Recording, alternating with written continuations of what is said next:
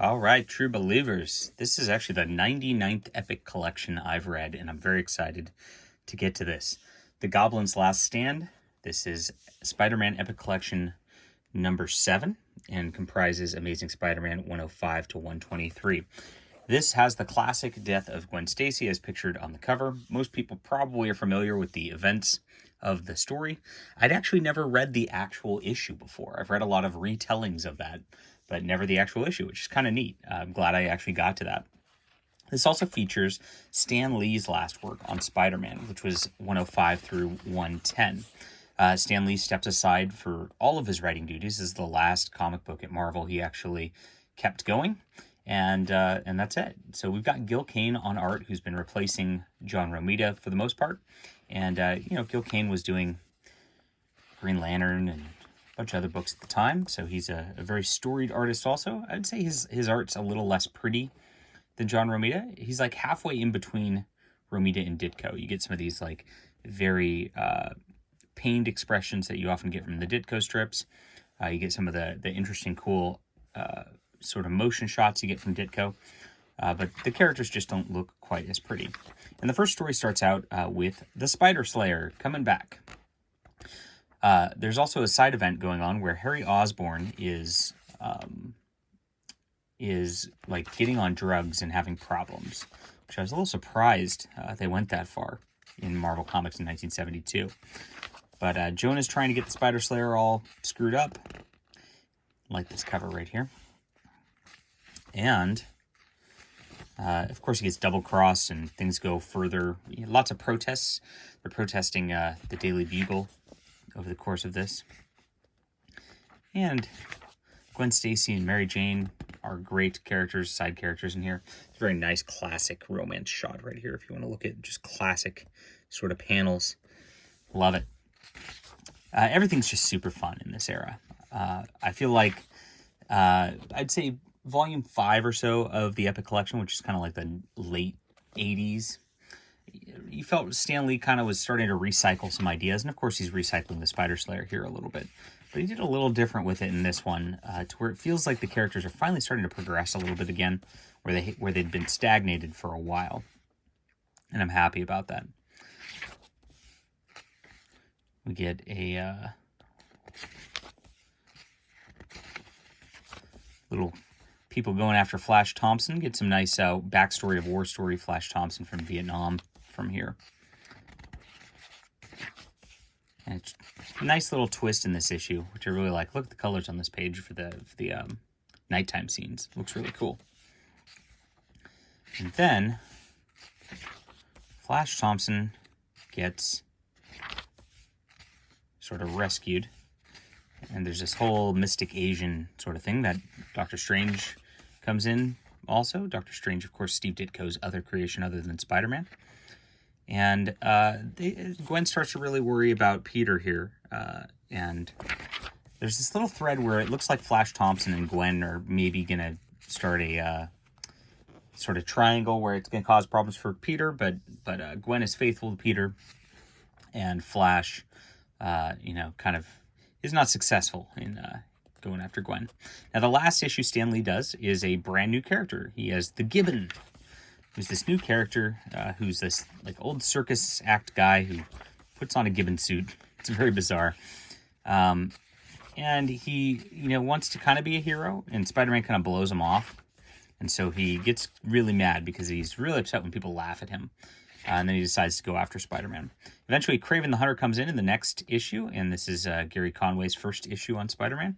I think it's Stan Lee's plot, but Gary Conway's doing the scripting on it. And John Romita actually steps back on art.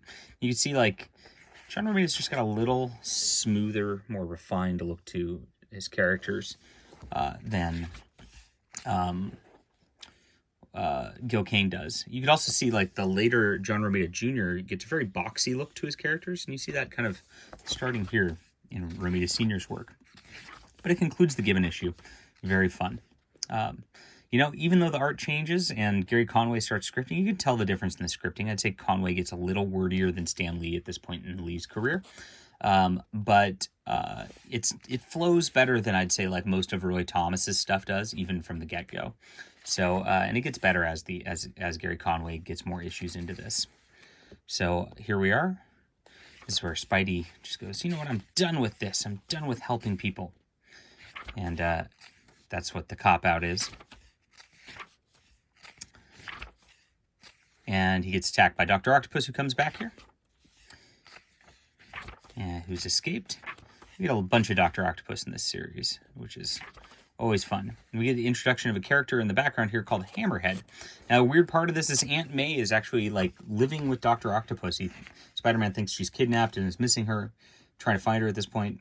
He's also lost his mask, so the reason he's got this funky mask here is J. Jonah Jameson actually has Spider-Man's real mask, and he picked one up at a costume store real quick.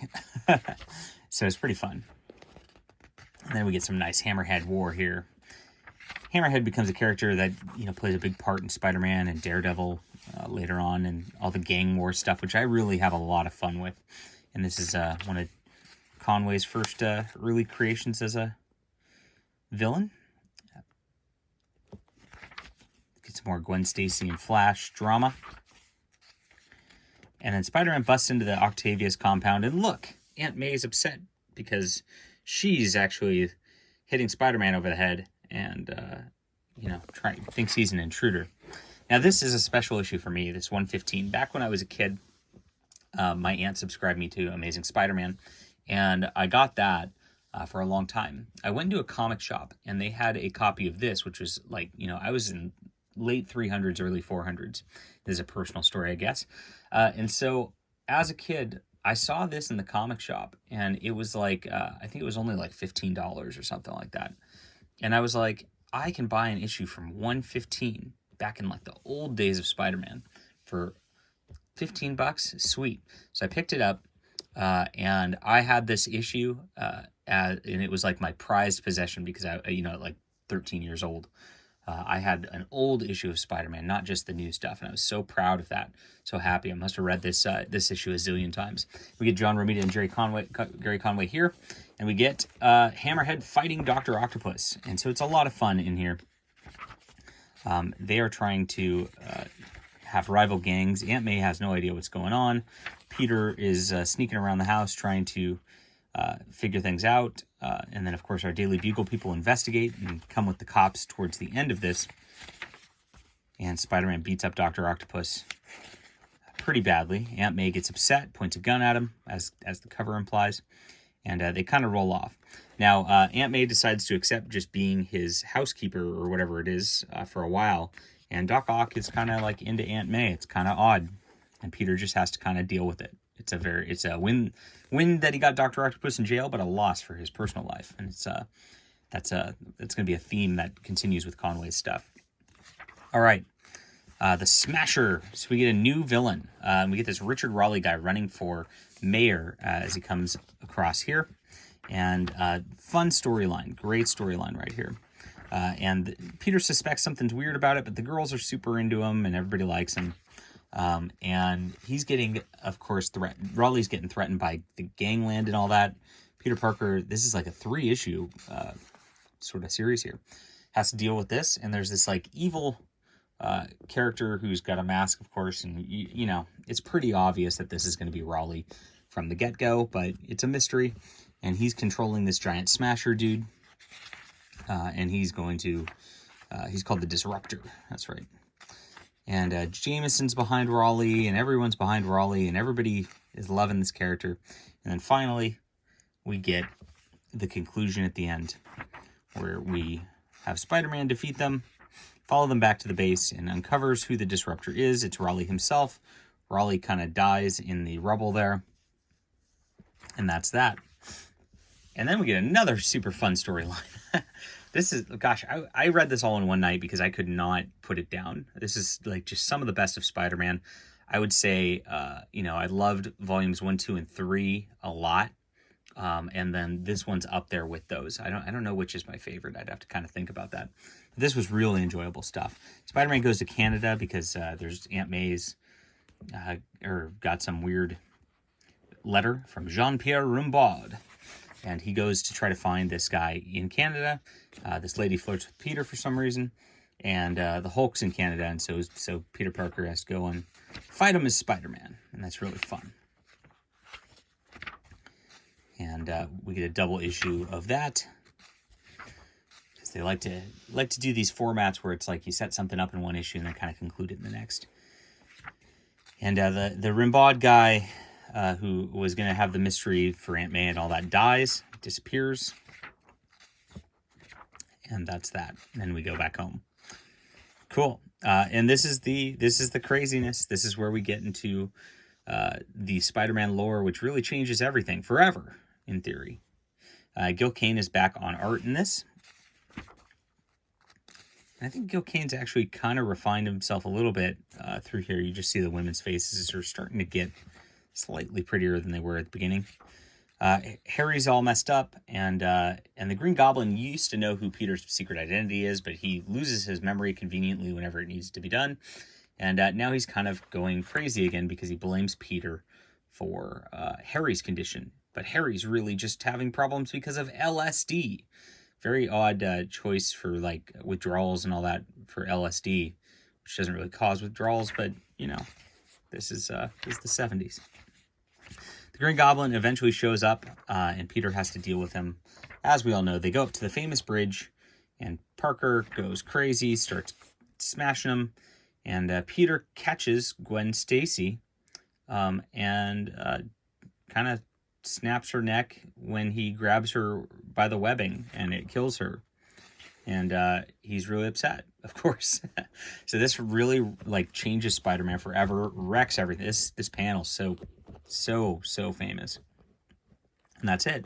And it concludes in the next issue where Peter Parker then tracks down the Green Goblin. He gets really upset about Gwen, of course, over the course of the whole thing. Just really gut-wrenching stuff. I mean, this is so well dialogued, so well paced.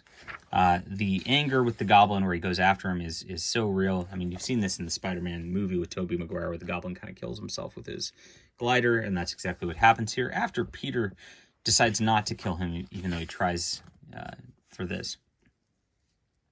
And then it gets weird. So someone's watching, and someone took and stole the body of Norman Osborn. And Luke Cage is then hired to go after Peter Parker Spider-Man by J. Jonah Jameson. The inks on this are kind of they're a little thicker on this issue. And it makes it a little muddier looking than prior issues. I'm not sure who did the inks. Gil Kane and John Romita do this together. Okay, so John Romita and T. Mortello are the one. Mortellaro? I don't know who that is. Are the inkers here, but it's very different than the usual from what I've seen. Like I said, it looks a little muddy, especially when you look at this crowd scene. You can barely get the eyes and all that. Mm-hmm. But Luke Cage thinks Spider-Man killed Norman Osborn, and he really didn't. And then they kind of talk it over and realize there's not actually a problem there. And then he tells J. Jonah Jameson to stuff it. And that's the end of that. So that kind of clears Spider-Man's name, who is, going to get in trouble there. You get this checklist sort of thing back here, some nice extras at the back for process pages and all that, and good stuff. This is 10 out of 10. This is perfect comics. I want all comics to be like this, and that's all I got to say about that. All right, hit that like and subscribe button. We'll be back soon.